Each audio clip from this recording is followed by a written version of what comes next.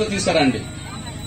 వాళ్ళందరితో పోల్చుకుంటే ఈ దేశానికి పలు విధాలుగా ఎక్కువ కాలం సేవలు చేసిన మహనీయుడు ఎవరనుంటే బాబు జగ్జీవన్ రామే. ఆ తర్వాతనే మిగతా వాళ్ళందరూ వస్తారు. మళ్ళీ చెప్తున్నాను, మీరు ఈ దేశంలో అతి గొప్ప నాయకులు అనబడుతున్న వాళ్ళ 10 పేర్లు తీసుకురండి. ఆ 10 పేర్లలో ఒక 4 పేర్లు ఫైనల్ చేయండి. ఆ 4 పేర్లలో మీరు ఏదైనా ఫైనల్ చేయండి. వాళ్ళందరితో పోల్చుకుంటే డాక్టర్ బాబు జగ్జీవన్ రామ్ సేవలు ఈ దేశానికి ఎక్కువ కాలం ఉన్నాయనే విషయం మీరు తీసుకుంటున్నాను. ఎక్కువ కాలం ఉన్నాయని అంటున్నాను. ఆ ఎక్కువ కాలం ఉన్న ఆ మహనీయుని ఇప్పుడిప్పుడే దళిత పల్లెలు, ముఖ్యంగా మాదిగ పల్లెలు ఒక గొప్ప నాయకుడిగా ఆయనను గౌరవించుకోవడం కోసం ఇప్పుడు అంబేద్కర్ పక్కనే జగ్జీవన్ రామ్ విగ్రహాలు వస్తున్నాయి. దురదృష్టవశాత్తు ఇది మాలపల్లెలు ఎక్కడ కనిపించవు, కానీ మాదిగ పల్లెలు మాత్రం ఇప్పుడిప్పుడు కనిపిస్తున్నాయి. నేను ఆంధ్రప్రదేశ్ లో అన్ని గ్రామాలు తిరుగుతున్నప్పుడు, తెలంగాణలో అన్ని గ్రామాలు తిరుగుతున్నప్పుడు మాలపల్లెలు చూస్తే వన్ సైడ్ గా అంబేద్కర్ విగ్రహాలు ఉంటాయి. మాదిగ పల్లెల్లో ఇప్పుడు అంబేద్కర్ జగ్జీవన్ రామ్ విగ్రహాలు తెలుస్తున్నాయి. నిన్నగాక మొన్న ప్రకాశం జిల్లా చిమ్మిరిబండ అనే గ్రామంలో భారతదేశంలో ఎక్కడ చూడనంత స్థాయిలో గొప్ప విగ్రహాలు పెట్టేశారు.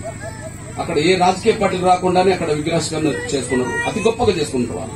చాలా పెద్ద. నేను దేశంలో చాలా రాష్ట్రాలు తిరిగి వస్తున్నా, అంబేద్కర్ జగ్జీవన్ విగ్రహావిష్కరణ కార్యక్రమం వెళ్తున్నా, కానీ ఒక మారుమూల గ్రామంలో, ప్రకాశం జిల్లాలో ఉన్న ఒక మారుమూల చిమ్మిరిబండ అనే గ్రామంలో 14వ తారీఖు నాడు రాత్రి ఈ టైంకు అతి గొప్ప విగ్రహావిష్కరణలు జరిగాయి. నేను అడిగాను, మాల సోదరులను అడిగాను, ఎందుకు మీరు అంబేద్కర్ విగ్రహం పక్క జగ్జీవన్ రామ్ విగ్రహం పెడతలేరు అని. ఆయన కాంగ్రెస్ కదా, ఆయనది ఎందుకు పెట్టాలి అన్న.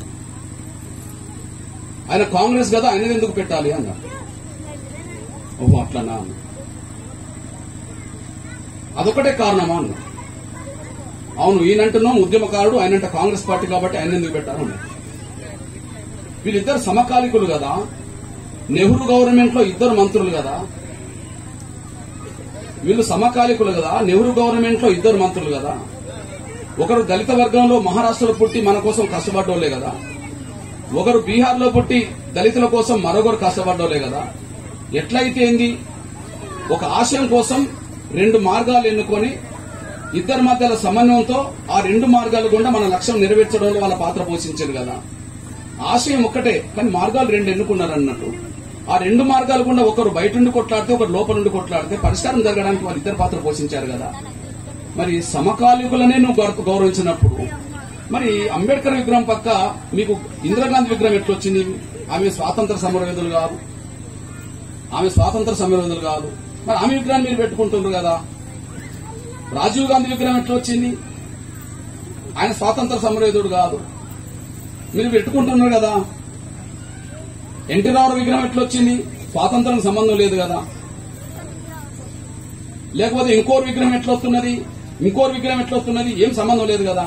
కానీ బాబు జగ్జీవన్ రామ్ విగ్రహమే ఎందుకు రావట్లేదు అంటే వాళ్ళ దగ్గర సమాధానం లేదు. కానీ కేవలం అతను ఒక మాదిగ కాబట్టి మా మాలపల్లెలు ఉండద్దనే పద్ధతిలోనే వాళ్ళు పెడతలేరనే విషయం నాకు అర్థమైపోయింది.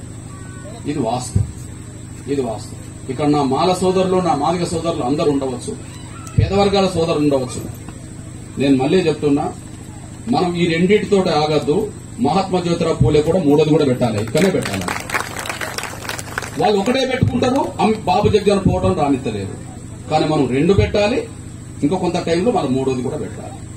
దీని గురించి మీ దృష్టికి తీసుకొచ్చి ఒకసారి వెళ్ళిపోతాను. ఈ నేపథ్యంలో నేను ఒక విషయం చెప్పాను, దానికి నేను కట్టుబడి ఉంటాను.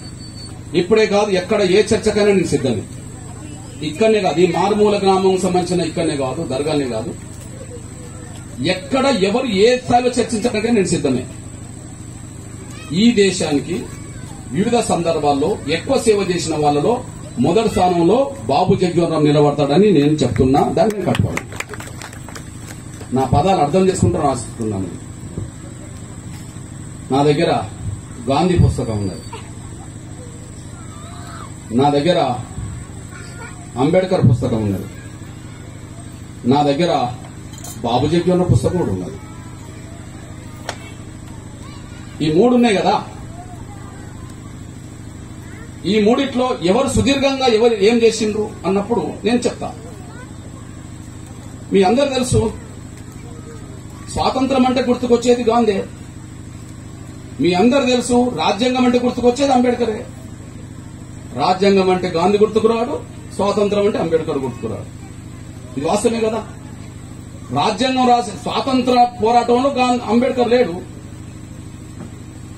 రాజ్యాంగ నిర్మాణంలో గాంధీ లేడు. బట్ ఈయన పాత్ర పోషించిన కాడ గాంధీ లేడు, గాంధీ పాత్ర పోషించిన కాడ అంబేద్కర్ లేడు. ఎవరి పాత్రలు వాళ్ళే కదా, ఎవరి పాత్రలు వాళ్ళే. ఏ ఇద్దరు సమానం కాదు ప్రతి విషయంలో, ఏ ఇద్దరు అన్ని విషయాల్లో సమానం కాదు. ప్రతి ఇద్దరి మధ్యలో కొన్ని ప్రత్యేకతలు వేర్వేరుగా ఉంటాయి. ఆ వేర్వేరుగా ఉన్న సమయంలో బాబూజీ ఏంది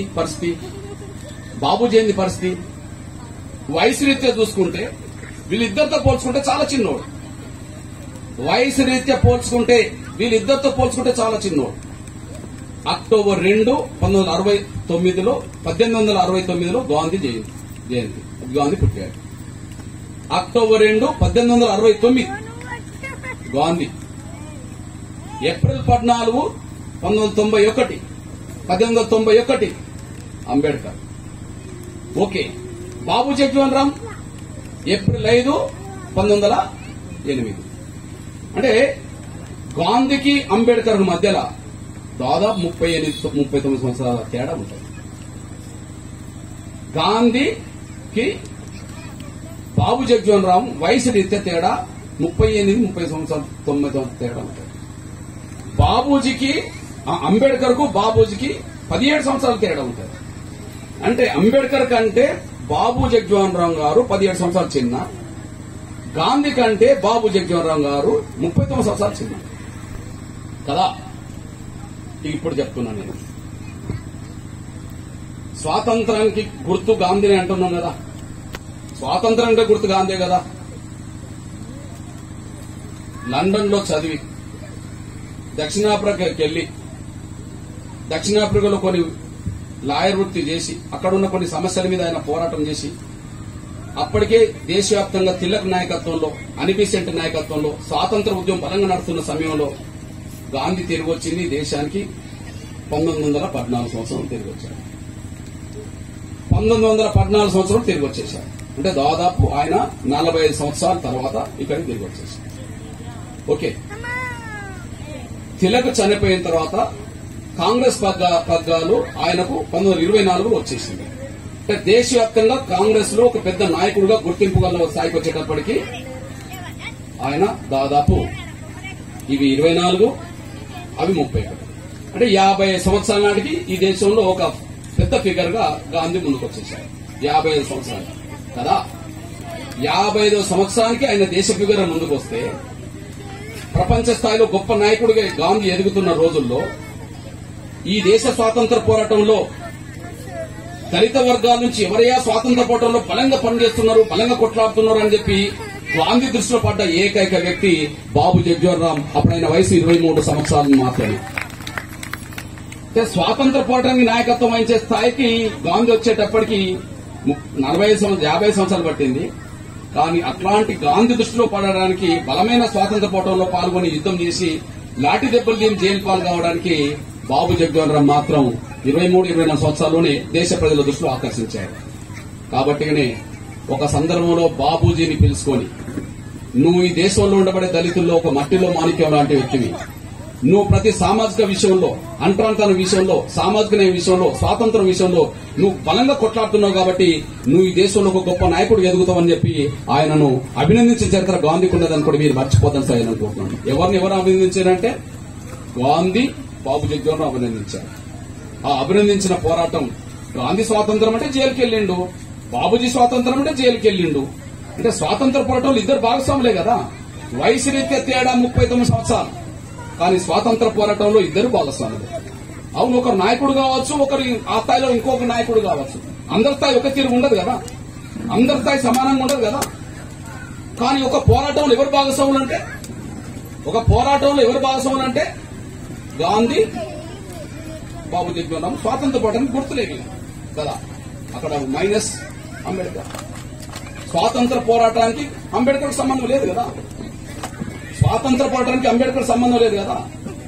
కాబట్టి స్వాతంత్రం అంటే గుర్తుకొచ్చేది గాంధీ అయితే ఆయన పక్కన బాబు జగ్జీవన్ రామ్ ఉన్నాడు అనే విషయం మనం మర్చిపోదు. అది చిన్న వయసు నుంచే దేశ స్వాతంత్ర పోరాటంలో పాల్గొన్నాడు. ఇప్పుడు మనకు డాక్టర్ బాబాసాహెబ్ అంబేద్కర్ గుర్తుకొస్తే రెండు ప్రధానంగా గుర్తుకొస్తాయి. డాక్టర్ బాబాసాహెబ్ అంబేద్కర్ గుర్తుకొస్తే రెండు విషయాలు ప్రధానంగా గుర్తుకొస్తాయి. ఒకటి రాజ్యాంగం అంటే అంబేద్కర్ గుర్తుకొస్తాయి. రెండు ఎస్సీ ఎస్టీ బీసీ మైనార్టీలకు మహిళలకు రిజర్వేషన్ అంటే అంబేద్కర్ గుర్తుకొస్తాయి. అంటే లోతైన విషయాలు మనకు స్పష్టంగా గుర్తుకొచ్చేది రాజ్యాంగం, లేదా అంబేద్కర్ అంటే గుర్తుకొచ్చేది రిజర్వేషన్. అంతే కదా. మళ్ళీ చెప్తున్నా నేను, రాజ్యాంగం అంటే అంబేద్కర్ గుర్తుకొస్తుంది. ఈ దేశంలో రిజర్వేషన్లు వివిధ వర్గాలకు అందుతున్నాయంటే అంబేద్కర్ గుర్తుకొస్తాడు. ఇది వాస్తవం. మరి అంబేద్కర్ పక్క బాబు జగ్జీవన్ రామ్ పాత్ర ఏంటి? అంబేద్కర్ రాజ్యాంగం రాసే సమయానికి గాంధీ లేడు, చంపబడ్డాడు. స్వాతంత్రానికి ఒక గుర్తుగా మిగిలాడు గాని రాజ్యాంగానికి ఆయనకు సంబంధం లేకుండా ఆయన చనిపోయాడు. కానీ రాజ్యాంగం అంటే గుర్తుకొచ్చేది అంబేద్కరే అయినా ఆ రాజ్యాంగం నిర్ణయ సభలో మాత్రం బాబు జగ్జీవన్ రామ్ కూడా ఉన్నాడు కదా. ఆ రాజ్యాంగ నిర్ణయ సభలో బాబు జగ్జీవన్ రామ్ కూడా ఉన్నాడు కదా. మీ దృష్టికి తీసుకొచ్చే విషయం ఏంటి ప్లీజ్? రాజ్యాంగ నిర్ణయ సభలో బాబు జగ్జీవన్ రామ్ కూడా ఉన్నాడు కదా. మీ దృష్టికి తీసుకొచ్చండి. రాజ్యాంగ కమిటీలో రాజ్యాంగం రాయడానికి ఏర్పాటు చేసిన కమిటీలో 10 కమిటీలు ఉంటాయి. ఒక కమిటీ కాదు, రాజ్యాంగం ఏర్పాటు చేయడానికి కావాల్సిన కమిటీలో 10 కమిటీలు ఉంటాయి. ఆ 10 కమిటీలో అంబేద్కర్ ఒక కమిటీ సపరేట్ గా ఉంటాడు, జగ్జీవన్ రామ్ ఒక కమిటీ సపరేట్ గా ఉంటాడు. వీళ్ళిద్దరు కలిసి మళ్ళీ 3 కమిటీల్లో ఉంటారు. ఒకటి రాజ్యాంగం రాయడానికి సలహా కమిటీ అని ఒకటి ఉంటుంది. ఆ సలహా కమిటీలో కూడా అంబేద్కర్ జగ్జీవన్ రామ్ ఉంటారు. రాజ్యాంగం రాయడానికి అల్పసంఖ్యాక వర్గాల అభిప్రాయం తీసుకునే కమిటీ ఉంటుంది. అందులో అంబేద్కర్ ఉంటాడు, జగ్జీవన్ రామ్ ఉంటాడు. రాజ్యాంగం రాయడానికి కేంద్ర రాజ్యాంగ కమిటీ అనేది ఒకటి సపరేట్ ఉంటుంది. అందులో అంబేద్కర్ ఉంటాడు, జగ్జీవన్ రామ్ ఉంటాడు. కానీ అంబేద్కర్ లేని చోట జగ్జీవన్ రామ్ ఉంటాడు, జగ్జీవన్ రామ్ లేని చోట అంబేద్కర్ ఉంటాడు. అదే డాక్టర్ బాబాసాహెబ్ అంబేద్కర్ ఉన్న కమిటీ ఒకటి ఉన్న కమిటీ రాజ్యాంగ రచన కమిటీకి చైర్మన్ ఇస్తారు. రాజ్యాంగ రచన కమిటీకి చైర్మన్ ఇస్తారు. రాజ్యాంగ రచన కమిటీలో 10, 12, 13 మంది ఉన్నా కూడా చైర్మన్ దానికి అంబేద్కర్. అందులో బాబు జగ్జీవన్ రామ్ లేడు. కానీ ఈ 10 కమిటీలకు ఫైనల్ చేసే నిర్ణయించే కమిటీ ఒకటి ఉంటుంది. ఈ 10 కమిటీల్లో కూడా ఫైనల్ కమిటీ ఒకటి ఉంటుంది. ఆ ఫైనల్ కమిటీ ఎవరు ఎన్ని సలహాలు ఇచ్చినా, ఎవరు ఎన్ని రకాలుగా రాసినా, ఎన్ని రకాలుగా మాటలు చెప్పినా, ఎన్ని సిద్ధాంతాలు చెప్పినా అవన్నీ రాసిన తర్వాత ప్రధానంగా ఆమోదం తీసుకోవాల్సిన కమిటీ ఒకటి ఉంటుంది. అదే రాజ్యాంగ నిర్ణయ సభ కమిటీ. దానికి చైర్మన్ ఎవరు? డాక్టర్ రాజేంద్ర ప్రసాద్. మరి రాజేంద్ర ప్రసాద్ తర్వాత ఉన్న సభ్యుల్లో అతి ప్రధాన రెండో వ్యక్తి ఎవరంటే బాబు జగ్జీవన్ రామ్ అనేసి కూడా మీరు మర్చిపోతాను సార్ అనుకుంటున్నాను. రాసే కాడ అంబేద్కర్ ఉన్నాడు, ఆమోదం తీసుకునే కాడ జగ్జీవన్ రామ్ ఉన్నాడు. రాసే కాడ అంబేద్కర్ ఉన్నాడు, ఆమోదం తీసుకునే కాడ జగ్జీవన్ రామ్ ఉన్నాడు. ఇక్కడ మీ దృష్టి తీసుకొచ్చేది ఏంటంటే, ఇప్పుడు మా అన్న చెప్పాడు, మా డాక్టర్ అన్న చెప్పాడు, ఆయన లేని నేను డాక్టర్ను కాలేదు. నిజమే, రిజర్వేషన్ లేకపోతే డాక్టర్ అయ్యేవాళ్ళు కాదు. ఇక్కడ ఉన్న వాళ్ళు సర్పంచ్లు అయ్యేటోళ్ళు కాదు, లేదా ఎంపీటీసీలో, జెడ్పీటీసీలో, ఎంపీపీలో, ఎమ్మెల్యేలో చాలా మంది అయ్యేటోళ్ళు కాదు. ఈ విషయం వాస్తవమే. కానీ ఒక విషయం చెప్తున్నా నేను, డాక్టర్ బాబాసాహెబ్ అంబేద్కర్ రిజర్వేషన్లు రాజ్యాంగంలో ఉండాలని చెప్పి ముసాయిదాలో పొందుపరిచాడు. ఆ పొందుపరిచే దాన్ని ఫైనల్ చేయాల్సింది ఏంటి? సభ కమిటీ కదా. ఆ ఫైనల్ చేసే కాడ అంబేద్కర్ లేడు కదా. ఆ ఫైనల్ చేసే కాడ అంబేద్కర్ లేడని ఆ ఫైనల్ చేసే కమిటీలో ఉండబడే అగ్రకులాలకు సంబంధించిన వాళ్ళు ఏం చేసిందంటే, ఆయన రాశాడు, దీన్ని మనం ఒప్పుకోవద్దు అంతే. ఆయన రాశాడు, మనం ఒప్పుకోవద్దని అన్నారు. ఒప్పుకోవద్దని చెప్పి అడ్డంకులు కల్పిస్తున్న సమయంలో, ఎక్కడ రాజ్యాంగ నిర్ణయ సభలో అడ్డంకులు కల్పిస్తున్న సమయంలో అంబేద్కర్ దగ్గరికి 2-3 వెళ్తారు. సార్, మీరు అన్నగారి వర్గాల భవిష్యత్తును చూపెట్టుకుని రిజర్వేషన్లు, కొన్ని స్వేచ్ఛ ఇవన్నీ రాశారు కదా, కానీ రాజ్యాంగ నిర్ణయ సభ ఒప్పుకోవట్లేదు కదా, మరి దాని సంగతి ఏందన్నప్పుడు ఖచ్చితంగా ఒప్పిస్తాడు మన నాయకుడు. నేను బయట కొట్లాడిన మాట నిజమే, బయట రాసిన మాట నిజమే, కానీ దాని రాజ్యాంగ సభలో ఒకే ఒక్కరు దాన్ని కాపాడతాడు. మీరు జగ్జీవన్ రామ్ దగ్గరికి వెళ్ళానని చెప్తే జగ్జీవన్ రామ్ దగ్గరికి పోతే అదే జగ్జీవన్ రామ్ పార్లమెంట్ లో కొట్లాడి ఆ రాజ్యాంగ నిర్ణయ సభలో రిజర్వేషన్లు పొందుపరిచే విధంగా కష్టపడ్డది, ఒప్పించింది బాబు జగ్జీవన్ రామ్ అనేసి కూడా మీరు మర్చిపోతాను సార్. ఆ ఒప్పించిన తర్వాత దాన్ని ఎన్ని సంవత్సరాలకు రిజర్వేషన్లు ఉండాలని ఒప్పించారు? కేవలం 10 సంవత్సరాలను ఒప్పించారు. మరి 10 సంవత్సరాలు ఒప్పించిన తర్వాత 10 సంవత్సరాల దాకా రిజర్వేషన్ ఎత్తేయాలని మళ్ళా అన్నారు కదా. అప్పటికి బాబు అంబేద్కర్ లేడు కదా. ఇక అప్పుడు అంబేద్కర్ లేడు. 1956లోనే అంబేద్కర్ చనిపోయాడు. 50లో రాజ్యాంగం ఆమోదం పొందిన తర్వాత 60లోనే మన చర్చ జరిగింది కదా. 60లోనే చర్చ జరిగింది. అవును, 10 సంవత్సరాల వరకే రిజర్వేషన్ అన్నప్పుడు ఇంకా దీన్ని పొడిగించాల్సిన అవసరం లేదని చెప్పి ఆనాడు బాబు జగ్జీవన్ రామ్ ను దృష్టిలో పెట్టుకుని అందరు కలిసి ఆయన మీద ఒత్తిడి పెట్టే ప్రయత్నం చేశారు. ఆ ఒత్తిడి పెట్టే ప్రయత్నంలో అంబేద్కర్ సంబంధించిన విషయంలో లేని సమయంలో, చనిపోయిన సమయంలో బాబు జగ్జీవన్ రామ్ ఏమంటాడో చూడండి. బాబు జగ్జీవన్ రామ్, దళితులకు ఒక ప్రత్యేక వ్యక్తిత్వ ప్రతిపత్తి విశేషతలు ఉన్నాయి. వారు సామాజికంగా, ఆర్థికంగా, రాజకీయంగా, విద్యాపరంగా వెనుకబడి ఉన్నంత కాలం వారి హక్కులను, ప్రయోజనాలను కాపాడడం కోసం ప్రత్యేక సదుపాయాలు ఉండాలి. కుల హిందువులతో సమానంగా దళిత ప్రజలు హిందూ సమాజంలో అన్ని రకాలుగా సమాన స్థాయిని సాధించేంత వరకు ఈ ప్రత్యేక సదుపాయాలు కొనసాగించాలని ఒక 10 సంవత్సరాలు కుదరదని చెప్పి దాన్ని పెంచుకుంటూ వచ్చేశారు. రిజర్వేషన్ ఏర్పడే సామాజిక సమానత్వం, ఆర్థిక సమానత్వం, రాజకీయ సమానత్వం కోసం ఏర్పడ్డప్పుడు మరి సమానత్వం రానప్పుడు అవి కొనసాగాల్సిందే కదా. ఒక 10 సంవత్సరాలనే మాట అంటే నేను ఒప్పుకోను.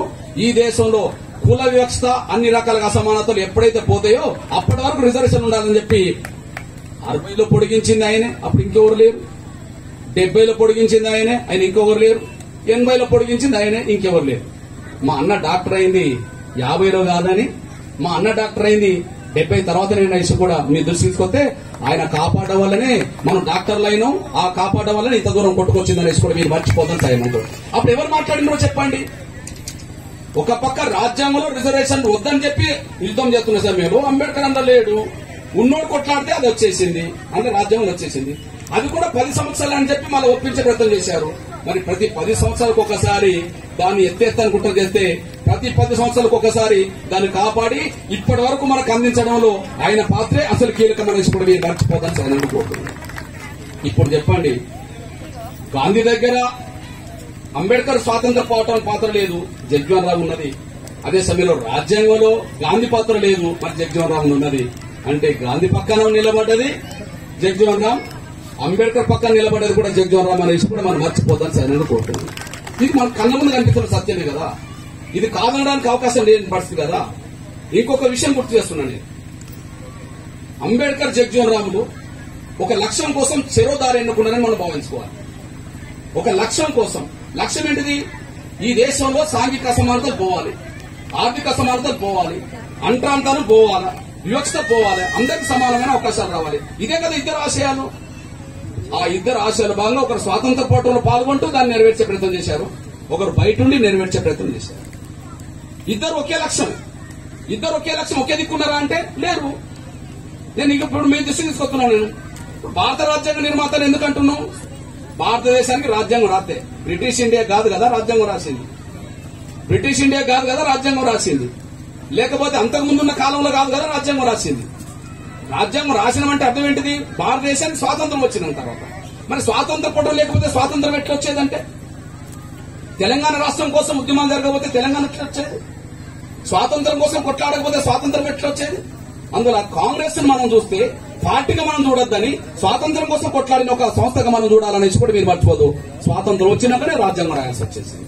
అందువల్ల స్వాతంత్రం లేని రాజ్యాంగం లేదని, స్వాతంత్రం వచ్చినాకనే రాజ్యాంగం ఏర్పడదని, అందువల్ల స్వాతంత్రానికి గుర్తుగా బాబు జగ్జీవన్ రావు ఉన్నాడని, రాజ్యాంగానికి గుర్తు కూడా బాబు జగ్జీవన్ రావు ఉన్నాడని, రిజర్వేషన్ల ప్రక్రియను ఇంత దూరం నడపడానికి కూడా బాబు జగ్జీవన్ రావు పాత్ర ఉన్నదని కూడా మీరు మర్చిపోతారు సైడ్ అయిపోతున్నాం. ఈ నేపథ్యంలో ఒకసారి చెప్పండి. అవును, చదువుకోలేని వర్గాల నుంచి చదువుకున్నారు అంటే, ఉద్యోగాలు లేని వర్గాల నుంచి ఉద్యోగస్తులు ఏంటంటే, గ్రామ సర్పంచ్లు వరకుంటే ఇవాళ దేశంలో రాష్ట్రపతి అయితే ఎదిగిందంటే ఎవరు కాపాడితే ఎదిగిండ్రు? మీ అందరూ తెలుసు. ఇందిరాగాంధీ ఒక సమయంలో ఒక మాట అన్నది, ఈ దేశ సాంప్రదాయాలు నన్ను గుడిమెట్టు కూడా ఎక్కనివ్వలేదు గాని అంబేద్కర్ రాసిన రాజ్యాంగం ఈ దేశానికి నన్ను ప్రధానమంత్రి చేసిందనంటే, మరి ప్రధానమంత్రి అయింది ఎప్పుడు అంటే 60 తర్వాతనే అయింది కదా. మరి 60 లోపే కనుక పోతే ఈ మహిళలకు స్వేచ్ఛ ఉండేది కాదు కదా, అట్టడుగు వర్గాల సంస్థ అవకాశం ఉండేది కదా. ఇవాళ ఈ దేశంలో ప్రధానమంత్రిగా ఉండబడి నరేంద్ర మోడీ గారు ఎవరంటే తను బీసీ అంటుండు కదా. మరి రాజ్యాంగం ఉండడం వల్లనే నేను ప్రధానమంత్రి అయినా ఆయన చెప్తున్నాడు కదా. ఇవాళ ఈ దేశానికి రాష్ట్రపతి ఇప్పుడు ఎవరంటే దళితుడు అంటుండు కదా. మరి రాష్ట్రపతి ఎట్లా అయిందంటే రాజ్యాంగం దాన్ని ఆయన కూడా అంటుండు కదా. మరి రాజ్యాంగం ఇంతకాలం ఉన్నదంటే ఆయన కాపాడడం వల్లనే కదా. రాజ్యాంగంలో రిజర్వేషన్లు అమలు చేయడానికి ఆమోదించింది ఎవరు, రాజ్యాంగాన్ని కాపాడింది ఎవరంటే బతికినంత కాలం కాపాడింది ఆయన తప్ప ఇంకెవరు లేరని కూడా మీరు మర్చిపోదు. ఓకే, ఇప్పుడు దాని జోలికి ఎవరన్నా వస్తే ఎదురు తిరిగే కాడికి చైతన్యం వచ్చేసింది. ఇప్పుడు దాని జోలికి ఎవరన్నా వచ్చిందనుకో, కేసీఆర్ రావచ్చు, ఇంకోరు రావచ్చు. దేశంలో చాలాసార్లు అంబేద్కర్ రాసిన రాజ్యాంగాన్ని దాన్ని తీసేయాలనో కుట్రలు చేయాలని ప్రయత్నం చేస్తున్నమాట వాస్తవమే. కానీ కుట్రలను ఛేదించే స్థాయికి చైతన్యం వల్ల వచ్చిందంటే బాబు జగజ్జీవన్ రామ్ కాపాడుతూ అవకాశాలు ఇవ్వడం వల్లనే ఈ స్థాయికి మనం ఎదిగామనేసి కూడా మీరు మర్చిపోతాం సార్. ఈ నేపథ్యంలో మీకు విజ్ఞప్తి చేస్తున్నాను. నేను ఇంకొక విషయం కూడా గుర్తు చేస్తున్నాను. నా సోదరులారా,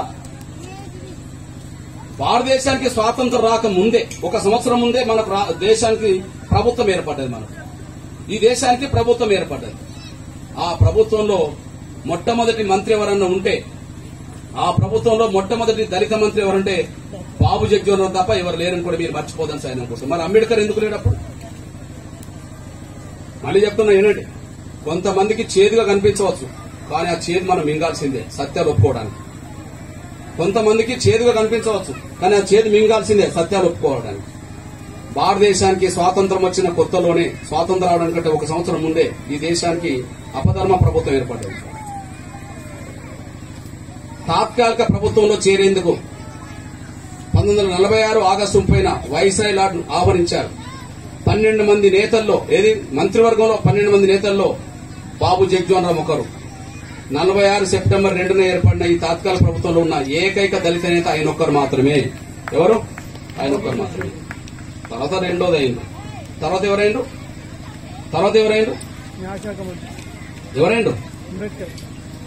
అంతే కదా. ఇగో చెప్తున్నా బట్టి మరి బాబు జగజ్జీవన్ రామ్ అంటే స్వాతంత్రం పోరాటం గుర్తుకొస్తుంది. గాంధీ బతికిండు కాబట్టి బాబు జగజ్జీవన్ రామ్ ప్రమోట్ చేయాల్సిన అవసరం ఆయనకే నెట్టబడ్డది. అంతే కదా. 48లో కదా గాంధీ చంపబడ్డది. మరి నెహ్రూ గవర్నమెంట్ లో మంత్రి బాబు జగజ్జీవన్ ఒక్కడే కదా. మరి బాబు జగజ్జీవన్ ఒక్కడే ఎందుకయ్యండు? 12 మంది మంత్రుల్లో బాబు జగజ్జీవన్ ఒక్కడే దళిత మంత్రి ఎందుకయ్యండు అంటే స్వాతంత్ర పోరాటానికి ముందు వరుసలో చిన్న వయసులో నిలబడ్డ వ్యక్తి అతనే కాబట్టి, చిన్న వయసు నుంచి కొట్లాడి స్థాయికి ఎదిగినవాడు అతనే కాబట్టి అతనే మంత్రివర్గం లేదు. అప్పుడు అంబేద్కర్ లేడు కదా, డాక్టర్ బాబాసాహెబ్ అంబేద్కర్ లేడు కదా. డాక్టర్ బాబాసాహెబ్ అంబేద్కర్ లేకపోవడానికి 3 కారణాలు. అప్పుడు బాబాసాహెబ్ అంబేద్కర్ మంత్రివర్గంలో లేకపోవడానికి 3 కారణాలు. నంబర్ 1, అతను కాంగ్రెస్ పార్టీ సభ్యుడు కాదు. నంబర్ 2, స్వాతంత్ర పోరాటంలో ఆయన భాగస్వామి కాదు.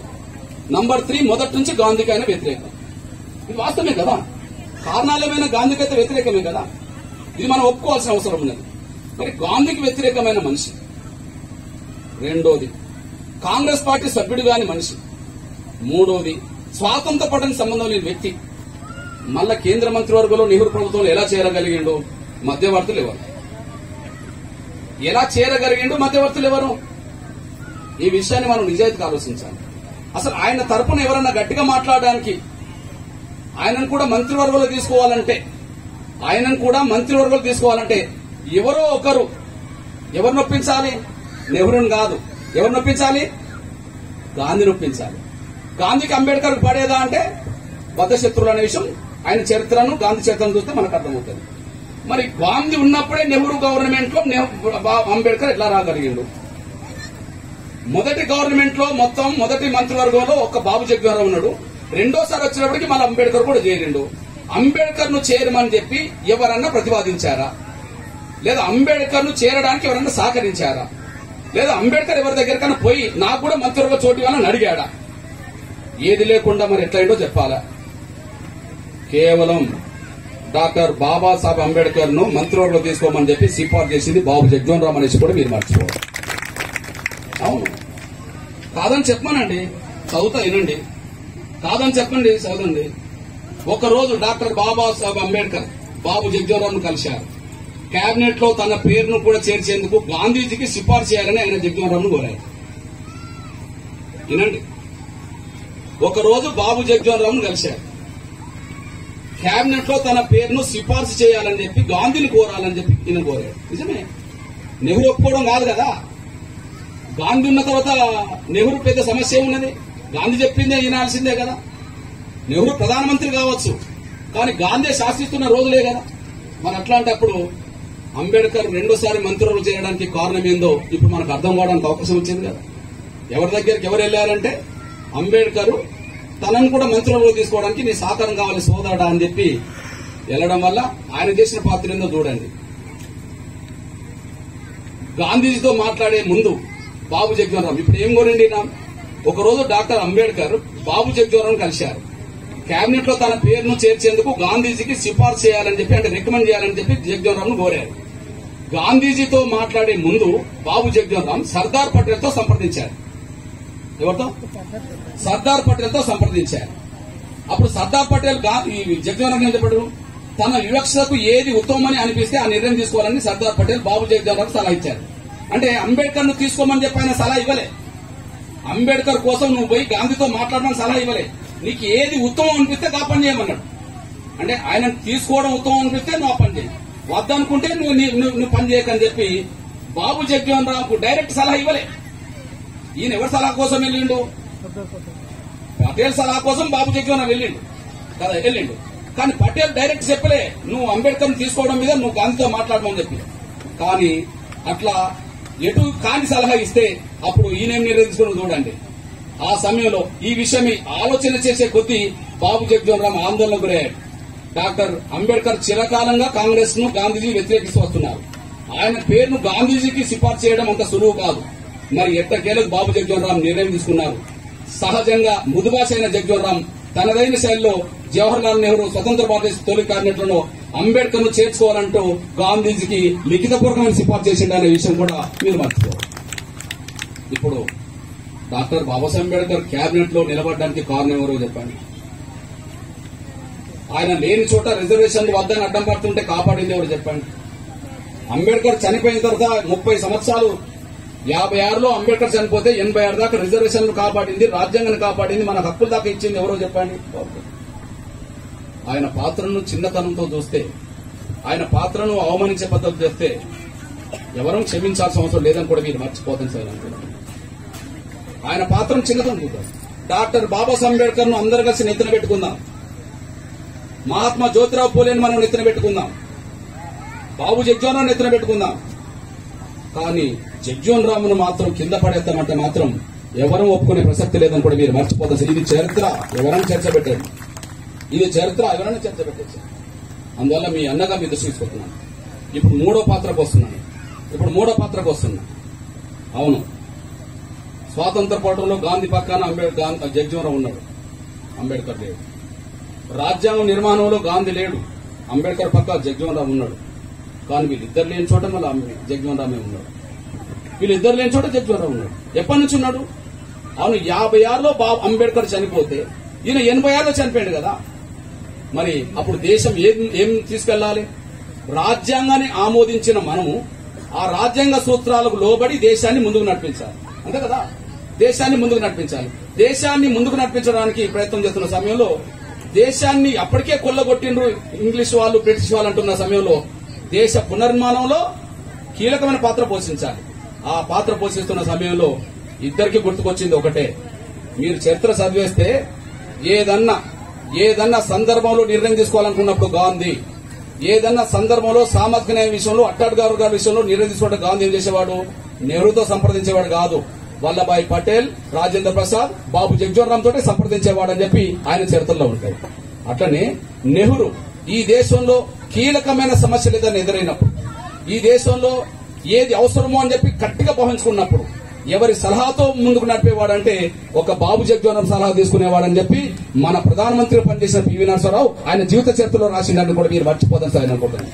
నెహ్రూ గవర్నమెంట్ ఏదైనా కీలకమైన నిర్ణయాలు తీసుకుంటున్నప్పుడు, నెహ్రూ గవర్నమెంట్ ఏదైనా సమస్యల మీద ముందుకెళ్తున్నప్పుడు అతి జటిలమైన విషయాలను పరిష్కరించాలంటే ఎవరితో చర్చించేవాడు, ఎవరికి పనప్పజెప్పేవాడంటే ఒక బాబు జగ్జీవన్ రామ్ తో చర్చించేవాడు, బాబు జగ్జీవన్ రామ్ కే ఆ బాధ్యతలు అప్పజెప్పేవాడు అని చెప్పి మన పివి నరసింహారావు గారు ఆయన జీవిత చరిత్ర పుస్తకంలో రాసిండని కూడా మీరు మర్చిపోతాను సార్ అనుకుంటున్నాను.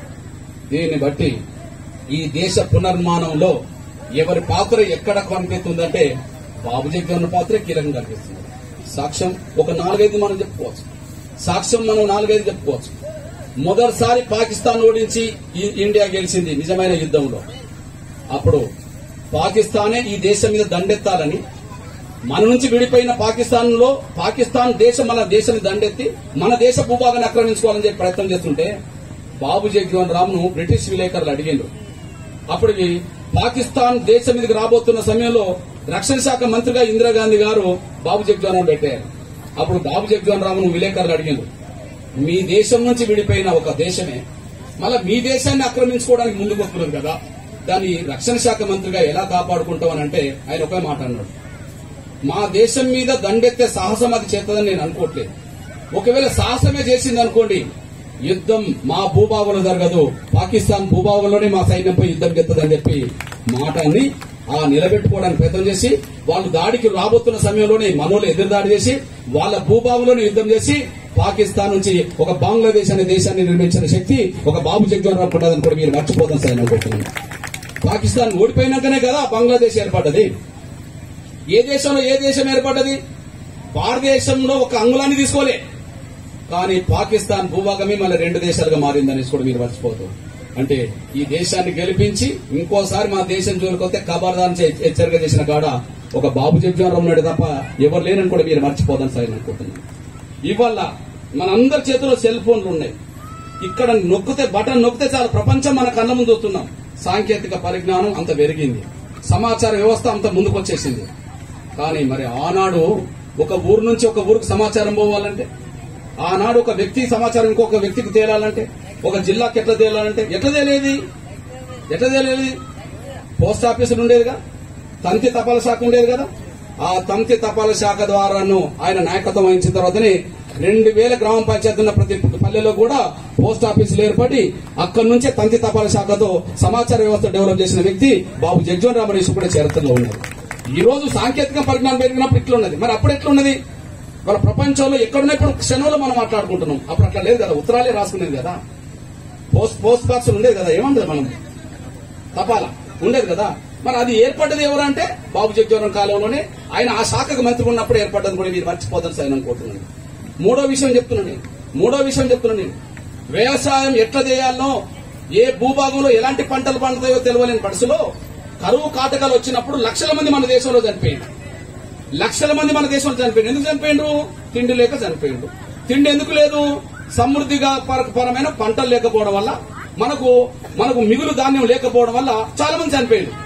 అట్లాంటి క్లిష్టమైన పరిస్థితిలో మన నెహ్రూ బాబు జగజీవన్ రామ్ కు వ్యవసాయ శాఖ మంత్రి అప్పచెప్పిన తర్వాత ఈ దేశంలో ఉండబడే ముఖ్యమంత్రులందరూ కూర్చుని పెట్టుకుని, వ్యవసాయ శాఖ శాస్త్రీయ సంకేతకు సంబంధించిన అధికారులందరూ కూర్చుని పెట్టుకుని, సైంటిస్టులను కూర్చుని పెట్టుకుని ఒక కొత్త నూతన చరిత్ర సృష్టిస్తే హరిత విప్లవం తీసుకురావడం వల్ల ఈ దేశంలో కరువు కాటకాలు పోవడమే కాకుండా చివరికి అమెరికా నుంచి ఇతర దేశాల నుంచి దినుసులను దిగుమతి చేసుకుంటున్న రోజుల నుంచి, ఏది బియ్యము, మొక్కజొన్నలు, ఇంకో జొన్నలు, గోధుమలు దిగుమతి చేసుకునే పరిస్థితి నుంచి మన దేశమే ఇతర దేశాలకు ఎగుమతి చేసే ఆహార పదార్థాలను ఎగుమతి చేసే స్థాయికి ఎదిగిందంటే బాబు జగజీవన్ రామే కారణం అని చెప్పి ప్రపంచ నిపుణులందరూ, ఈ దేశ నిపుణులందరూ ఒప్పుకుంటున్న విషయం కూడా మీరు మర్చిపోతాను సార్ అనుకుంటున్నాను. నిన్నగాక మొన్న నరేంద్ర మోడీ గారి ప్రభుత్వం ఈ ప్రపంచానికి మేము ఆహార ధాన్యాలు అందించే స్థాయికి వచ్చామని అన్నారు.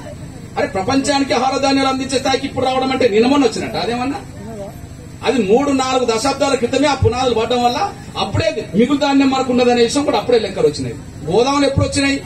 అసలు ధాన్యమే లేని రోజుల నుంచి, ఇతర దేశాలు తీసుకొచ్చి బతికే పరిస్థితి నుంచి, తినే పరిస్థితి నుంచి ధాన్యం మిగులు కాడికి వచ్చినప్పుడే ఆయన ఆహార శాఖకు సంబంధించిన మంత్రిగా ఉన్నప్పుడే FCI పెట్టిన విషయం కూడా మీరు మర్చిపోదని సార్ అనుకుంటున్నాం.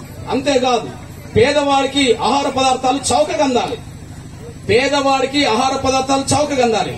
ఆ చౌకగా అందించడం కోసమే దేశవ్యాప్తంగా ప్రజా పంపిణీ వ్యవస్థను ఏర్పాటు చేసి చౌక డిపోలు ఏర్పాటు చేసింది కూడా ఆయన నాయకత్వం కూడా మీరు మర్చిపోదని సార్ అనుకుంటున్నాం. ఈ రోజు ప్రజా పంపిణీ వ్యవస్థ ఉన్నది కదా, చౌక డిపోల వ్యవస్థ ఉన్నది కదా, ఈ వ్యవస్థకు రూపకల్పన చేసింది ఎవరంటే ఆయన చేసిందనేసి కూడా మీరు మర్చిపోదని సార్ అనుకుంటున్నాం. ఇట్లా చెప్పుకుంటూ పోతే ఈ దేశ పునర్మాణంలో ఒకే ఒక నాయకుడు అన్ని శాఖలకు నాయకత్వం వహించి, జటిలమైన సమస్యలు పరిష్కరించి, కీలకమైన సమస్యలు పరిష్కరించి, పేదవర్గాల అభివృద్ధి కోసం ఈ దేశంలో పాటుపడి ఈ దేశం ప్రపంచ దేశాల ముందు ఇవాళ తలెత్తుకొని ముందుకెళ్తే పరిస్థితి వచ్చిందంటే ఒక బాబు జగజీవన్ రామ్ కారణం అని చెప్పి ఈ దేశంలో ఉండబడే మహనీయులందరూ ఒప్పుకుంటున్న సత్యం కనిపిస్తున్నారు. ఆయనను గుర్తించడంలో మనం వైఫల్యం చెందాం. మళ్ళీ చెప్తున్నా, గాంధీ పాత్ర స్వాతంత్రం గుర్తుకొస్తుంది, అంబేద్కర్ పాత్ర రాజ్యాంగం, రిజర్వేషన్ల పాత్ర గుర్తుకొస్తుంది. బాబు జగ్జీవన్ పాత్ర 3 విషయాలు గుర్తుకొస్తుంది. స్వాతంత్రం అంటే గుర్తుకొస్తుంది, రాజ్యాంగం అంటే గుర్తుకొస్తుంది, దేశ పునర్మానం అంటే గుర్తుకొస్తుంది. మరి సుదీర్ఘకాలం 50 ఏళ్లు సేవ చేశారు కదా. సుదీర్ఘకాలం 36 నుంచి మొదలుకుంటే తమ్ముడు చెప్పినట్టుగా 36 నుంచి మొదలుకుంటే 80 ఏళ్ళు చనిపోయేంత వరకు 50 ఏళ్ల సుదీర్ఘకాలం పాటు ఈ దేశాన్ని సేవ చేసిన ఒక్కరి పేరు చెప్పండి. మన అభివృద్ధికి పాటుపడ్డవాడు, రాజ్యాంగాన్ని కాపాడుకుంటూ వచ్చిన వాడు, దేశానికి స్వాతంత్రం సాధించిన వ్యక్తి. ఈయనను మనం అందరం కలిసి గౌరవించుకోవడం అనేది ఇక ముందైనా రావాలని చెప్పి నేను సవినంగా విజ్ఞప్తి చేస్తున్నాను. దురదృష్టవశాత్తు ఆ విషయంలోనే చాలా మంది కుచిత మనస్తత్వంతో ఆయన మాదిగోడు కాబట్టి మేము ఎందుకు గుర్తించాలనే పద్ధతులు అనుకున్నారే తప్ప దేశానికి ఆయన చేసిన సేవల్ని మర్చిపోయిననేసి కూడా మీరు మర్చిపోతాను సార్. ఆయన దేశానికి ఆయన చేసిన సేవలు మర్చిపోయారు. నేను 2 విషయాలు గమనించాను. ఆయనకు 3 రకాలుగా అన్యాయం జరిగింది. ఒకటి, ఈ దేశానికి సేవ చేసిన వాళ్లకు అత్యున్నత పదవి గౌరవం ఇస్తారు, భారతరత్న. అత్యున్నత స్థాయి గౌరవం ఇస్తారు, భారతరత్న కదా. ఆయన భారతరత్న ఇంతవరకు రాలే. స్వాతంత్ర సమరయోధుడు, రాజ్యాంగ నిర్మాణంలో సభ్యుడు, ఈ దేశ పునర్నిర్మాణంలో కీలకమైన భాగస్వామి. ఆయన స్వాతంత్రం తర్వాత ఇప్పటికీ ఆయనకు గౌరవించలే. భారతరత్న అనేది ఇంతవరకు రాలే. మొన్న పాటలు పాడిన లతా మంగేష్కర్ కు భారతరత్న ఇచ్చారు. ఆమె పాడిన పాటల్లో 90% పైగా యువతను పక్కదారి పట్టించే పాటలే పాడింది. అంటే ఈ దేశానికి యువతను పక్కదారి పట్టించిన పాటలు పాడిన వాళ్ళు కూడా భారతరత్న వచ్చేసింది. ఫ్లూట్ వాయించిన బిస్మిల్లా ఖాన్కు వచ్చేసింది. ఒక రాష్ట్రానికి ముఖ్యమంత్రిగా కొంతకాలం పనిచేసిన ఎంజి రామచంద్రకి భారతరత్న వచ్చేసింది. అదే చివరికి ఎవరికి వచ్చింది? మన క్రికెట్ ఆట ఆడిన ఎవరు? సచిన్ టెండూల్కర్ కు భారతరత్న ఇచ్చారు. ఇట్లా చెప్పుకుంటూ పోతే చాలా మందికి వచ్చారు. ఆ పేర్లు ఎవరికి తెలియవు.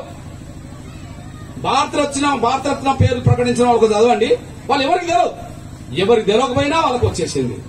కానీ ఈ దేశానికి 50 ఏళ్లు సుదీర్ఘకాలం పాటు సేవ చేసిన బాబు జగ్జీవన్ రామ్కి ఇప్పటికీ భారతరత్న రాదు. నేను ఒకసారి వెళ్ళాను, ప్రధానమంత్రి మన్మోహన్ సింగ్ గారిని కలిశాను. నేను ఒక్కరిని కాదు, మన సిద్దిపేట ఎంపీగా ఉన్న సమయంలో నందేలే గారితో పాటు వరప్రసాద్ అని ఎంఆర్పీస్ లో పనిచేసి ఆయన రాష్ట్ర మంత్రిగా ఎదిగిండు. ఇప్పుడు అటువైపు గుంటూరు. ముగ్గురం కలిసి వెళ్ళాం. అప్పుడు ఆయన ఎమ్మెల్యేగా ఉన్నాడు, ఈయన ఎంపీగా ఉన్నాడు. ముగ్గురం కలిసి వెళ్ళాం. ఎవరి దగ్గరికి వెళ్ళాం? మన్మోహన్ సింగ్ గారి దగ్గరికి వెళ్ళాం. ఎప్పుడు వెళ్ళాం? 2008లో. 1908లో ఆయన పుట్టిండు కాబట్టి 2008లో 100వ జయంత్యోత్సవాలు జరుగుతాయి కదా, శత జయంత్యోత్సవాలు జరుగుతాయి కదా. ఆ సందర్భంగా ముగ్గురం కలిసి ప్రధానమంత్రి దగ్గరికి వెళ్ళి మేము వినతి పత్రం ఇచ్చాం. బాబు జగ్జీవన్ గారికి భారతరత్న ఇవ్వండి అని చెప్పి ఈ స్టోరీ అంతా చెప్పి లిఖితపూర్వకంగా ఇచ్చేశాం. అదంతా చదువుకున్న మన్మోహన్ సింగ్ గారు ఏమన్నాడంటే, మీరు రాసిన ప్రతి దాంతో నేను ఏకీవిస్తున్నా, మీకంటే బాబు జగ్జీవన్ రామ్ మీద నాకు ఎక్కువ గౌరవం ఉన్నది. ఎందుకంటే నేను ప్రధానమంత్రిగా నేను ఎంత కష్టపడుతుందో చూశాను కానీ నాకు తెలిసింది. కానీ నాకంటే 1000 రెట్లు కష్టపడ్డది దేశం కోసం బాబు జగ్జీవన్ రామ్ చెప్పి ఆయన అని ఒప్పుకొని మళ్ళీ ఏమన్నాడంటే, భారతరత్న ఇవ్వాలంటే నా వల్ల కాదు, మీరు సోనియా గాంధీ దగ్గరికి వెళ్ళండి అని. ఎవరి దగ్గరికి వెళ్ళమన్నారు? అప్పుడు యూపీఏ చైర్పర్సన్ ప్రధానమంత్రి ఈయనే. కేబినెట్ లో నిర్ణయం తీసుకుంటే అయిపోతుంది. కానీ ధైర్యంగా ఆయన తీసుకోకుండా మీరు మన్మోహన్ సింగ్ మీరు సోనియా గాంధీ దగ్గరికి వెళ్ళమని. అప్పుడే అనిపించింది అంటే ప్రధానమంత్రి ఉట్టికేసేది, అసలు ఆమె చేతులు ఉన్నదని చెప్పి మళ్ళీ మేము అక్కడికి వెళ్ళాం. తెల్లారి వెళ్ళి అక్కడ వినతి పత్రం ఇచ్చాం. మాతో టీ తాగింది, ఒక 10 నిమిషాలు అదొట్టి ఇదొట్టి మాట్లాడింది, వినతి పత్రం చదివింది. వినతి పత్రం చదివి మళ్ళీ సడల్ గా లేచింది. ఆమె లేచింది కాబట్టి మేము లేవాలి కదా, మేము లేచి నిలబడ్డాం. ఆమె మమ్మల్ని ఉరిమిని చూసింది. ఎవరు? సోనియా గాంధీ గారు ఉరిమిని చూసింది. ఇదేందుకు కథ ఉరిమిని రుదుతుందని మాకు అర్థం కాలేదు.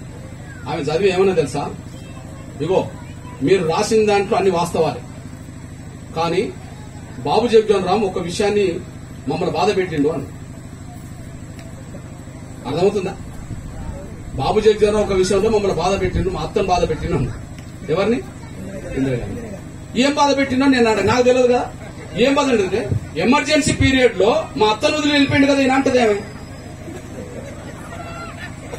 ఎమర్జెన్సీ అంటే మొత్తం దేశాన్ని చీకట్లో నెట్టేసి ప్రశ్నించిన వాళ్ళను, మాట్లాడే వాళ్ళను అందరినీ జైల్లో పెట్టిన సంవత్సరం అది కదా. అప్పుడు ఇందిరాగాంధీ దగ్గర నిలబడి బాబు జగ్జీవన్ అమ్మా నువ్వు తప్పు చేస్తున్నావు, నువ్వు ఎమర్జెన్సీ తీసుకోవడం కరెక్ట్ కాదు, ప్రజలు ఇట్లా ఇబ్బంది పెట్టద్దమ్మా అని చెప్తే ఆమె ఇల్లే. ఈయనకు ఈయన చేసిండు, నువ్వు ఇంత దేశాన్ని చీకట్లో నెడుతున్నప్పుడు నేనెందుకు ఇక్కడ ఉండాలి అని చెప్పి ఆయన బయటకు వచ్చేసిండు. బయటకు వచ్చినాకనే కాంగ్రెస్ కూలిపోయింది, జనతా పార్టీ అధికారంలోకి వచ్చింది. గన్నడే మళ్ళీ ఈయన భాగస్వామి కూడా మీరు మర్చిపోతారు సార్. తప్పు చేసిండు అంటే ప్రజాస్వామ్యాన్ని కాపాడడం కోసం ఇందిరాగాంధీని ఎదుర్కొని బయటకు వచ్చేసిండు. కానీ సోనియా గాంధీ మాకు చెప్పింది ఏంటంటే, మా ఇందిరాగాంధీ మా అత్త ఎమర్జెన్సీ పీరియడ్ పెడితే ఈ జగజ్జీవన్ రామ్ వ్యతిరేకించిపోయిండు కదా, మా అత్తను వదిలేట్టిపోయిండు కదా, మేము ఎట్టేయాలంటదాన్ని.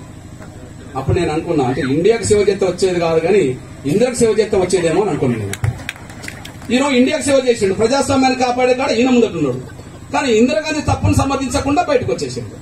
అప్పుడు నేను అనుకున్నా, ఓహో అంటే ఇండియాకు సేవ చేస్తే వీళ్ళు పట్టించుకోరట కానీ ఇందిరా దగ్గర ఉంటే పట్టించుకుంటామని నాకు డౌట్ వచ్చింది. ఇప్పుడు చెప్తున్నా, మరి ఈ రోజు కూడా భారతరత్న రాలేదు గారు, ఈ రోజు కూడా భారతరత్న రాలేదు గారు. రెండో విషయం మీ అందరూ తెలుసు, ఆయన ఏ స్థాయికి ఎదిగిండు, ప్రధానమంత్రి స్థాయికి దగ్గరకు వచ్చిండు కదా. ఒక మెట్టు మీద ఉప ప్రధానమంత్రి అంటే మిగతాదేమున్నది చెప్పండి, ఉప ప్రధానమంత్రి దాకా ఎదిగి మిగతాదేమున్నది చెప్పండి. ప్రధానమంత్రి అవకాశాన్ని కూడా ఈ దేశంలో ఉండబడే అగ్రకులాల వ్యవస్థ ఆయన కాకుండా చేసింది. ఎట్లా మనందరూ తెలుసు. జనతా పార్టీ విడిపోయిన తర్వాత అప్పటికైనా ఉప ప్రధానమంత్రి ఉన్నాడు. అప్పుడు జనతా పార్టీకి సంబంధించిన వీళ్ళందరూ కలిసి చాలా మంది బాబూజీని ప్రధానమంత్రి చేయాలి, ఈయనకు అనుభవం ఉన్నది, అవగాహన ఉన్నది, ఈయన సమర్థుడు అని చెప్పి బాబూజీని ప్రధానమంత్రి చేయడానికి అందరు సంతకాలు పెడతారు. ఆ సంతకాలు పెట్టిన వాళ్ళ నుంచి కొంతమందిని తీసుకెళ్లి బాబూజీ కలుస్తారు. ఎవరిని కలుస్తారు? రాష్ట్రపతిని కలుస్తారు. అప్పుడు రాష్ట్రపతి ఎవరు? మన తెలుగువాడే నీలం సంజయ్ రెడ్డి, ఒక ద్రోహి. మన తెలుగువాడే నీలం సంజయ్ రెడ్డి ఒక ద్రోహి. ఆయనను కలిస్తే ఈయనేమన్నాడు, ఓకే బాబూజీ నువ్వు కొంతమంది వచ్చావు కదా, రేపటి వరకు నేను టైం ఇస్తున్నా, రేపు మొత్తం అందరినీ తీసుకొని రా అని చెప్పేసి, రేపటి వరకు నేను టైం ఇస్తున్నా, అందరు తీసుకొని రా అని చెప్తాను. బాబూజీ నమ్మి ఏం చేస్తుండు, మళ్ళీ పోయి అందరిని తీసుకోవడానికి వెళ్ళిండు. అందరు తీసుకోవడానికి బయటకు వెళ్ళిన వెంటనే మొత్తం పార్లమెంటు లోక్సభను రద్దు చేసి మళ్ళీ ఎన్నికల పిలుపునిచ్చేసింది. ఇప్పుడు అదంతా కాలేకుండా ఇప్పుడు మానేసి కాన్శ్రామ్ ఒక 20 మంది ఎంపీలను తయారు చేసుకోగలిగాడా? రాజ్యాధికారం గురించి మాట్లాడే మనం తయారు చేసుకోలేకపోయాడు. కానీ 125 మందికి పైగా ఎంపీలు బాబు జగజ్జీవన్ ప్రధానమంత్రి కావాలని చెప్పి కోరుకున్న చరిత్రను కూడా మీరు మర్చిపోద్దని ఆయన కోరుకున్నాడు. 125 మంది ఎంపీలు ఇవో బాబు జగజ్జీవన్ రామ్కు మేము సపోర్ట్ చేస్తాం, మళ్ళా ఏదన్నా మళ్ళీ మెజార్టీ విషయం వచ్చేటప్పుడు ఇంకా మేము కూడా కట్టుకుంటామని చెప్పి లిస్ట్ ఇవ్వడానికి రాయడానికి చరిత్రలో లోక్సభను రద్దు చేసి ఒక దుర్మార్గుడైన నీలం సంజయ్ రెడ్డి గారు జగజ్జీవన్ రామ్ను ప్రధానమంత్రి కాకుండా అడ్డుకున్నాడు. నిజంగా ఒక్క జగజ్జీవన్ రామ్ గనక ఈ దేశానికి ప్రధానమంత్రి అవుతే ఈ దళిత పేద వర్గాల జీవితాల్లో మరొక మలుపు తిరిగేదని కూడా మీరు మర్చిపోదని సరే అనుకుంటున్నా. ఆపేసేసారు. 2 మోసాలు జరిగినాయి. భారతరత్న ఇవ్వకుండా అగౌరవపరిచింది కదా, ఇప్పటికీ ప్రధానమంత్రి కాకుండా అడ్డుకున్నారు కదా. మీ దృష్టి తీసుకొస్తున్నా నేను. ఈ దేశానికి స్వాతంత్రం వచ్చిన తర్వాత మెజార్టీ నిరూపించుకున్నాక అందరు ప్రధానమంత్రి అయినరా? మెజార్టీ నిరూపించుకునే ప్రధానమంత్రి అయినరా? పివి నరసింహరావు ప్రధానమంత్రిగా ప్రమాణ స్వీకారం చేయడానికి మెజార్టీ నిరూపించుకున్నాడా? ఆయనకు అవకాశం ఇచ్చి నిరూపించుకోమని చెప్పారు. చంద్రశేఖర్ ప్రధానమంత్రి కావడానికి నిరూపించుకున్నాక ప్రధానమంత్రి అయ్యిందా? 50 మంది ఎంపీలు అయినప్పుడు కూడా ప్రధానమంత్రి అయ్యిండు. దేవగౌడ నిరూపించుకుని ప్రధానమంత్రి అయ్యిందా? చాలా మంది సంబంధించిన వాళ్ళు ఐక్య గుజరాత్ ప్రధానమంత్రి అయ్యిండు. చాలా మంది ప్రధానమంత్రులు అయ్యిండు. వాళ్ళు నిరూపించుకోవడానికి ప్రధానమంత్రి అయ్యిందా? ప్రధానమంత్రి ప్రమాణ స్వీకారం చేసి నిరూపించుకోవడం ప్రయత్నం చేశారు. మరి అప్పటికి వాళ్ళకి 50 మంది 60 మంది 40 మంది ఉన్నా కూడా ప్రధానమంత్రికి అవకాశం ఇచ్చి ప్రమాణ స్వీకారం చేసిన వాళ్ళే 125 మందికి పైగా ఎంపీలు ఉన్నారు. నేను వస్తున్నానని చెప్తే మాత్రం ఆయన రాకముందే ఈ దేశానికి లోక్సభను రద్దు చేసి అప్పుడు ఒక మాట అన్నాడని ప్రచారం జరిగింది. ఈ దేశానికి చెప్పులు కుట్టిన వాడు ప్రధానమంత్రి అవుతే అగ్రకులాలు ఆయన దగ్గరికి వెళ్లి అడుపులు తినాలని చెప్పి అన్నారంట. ఇది ఎవరు రాష్ట్రపతి అన్నాడనే ప్రచారం జరిగింది అప్పుడు. అంటే దీన్ని బట్టి ఈ దేశానికి సుదీర్ఘకాలం సేవ చేసిన మహనీయుడైన బాబు జగజ్జీవన్ రామ్ను ప్రధానమంత్రి కాకుండా అడ్డుకోవడం కూడా కులం కోణంలో జరిగిందనేసి మనం మర్చిపోతాం సార్ అనుకుంటున్నాం. ఇది మన కళ్ళ ముందు కనిపిస్తున్న సత్యం. ఆ కులమే మాలపల్లెలో బాబు జగజ్జీవన్ రామ్ లేకుండా చేస్తున్నారు. ఆ కులమే రాజ్యాంగ నిర్మాతలో ఈయనొక్కని కాకుండా గుర్తించడానికి కూడా అవకాశం లేకుండా చేసింది. ఆ కులమే ఆయనను ప్రధానమంత్రి కాకుండా చేసింది.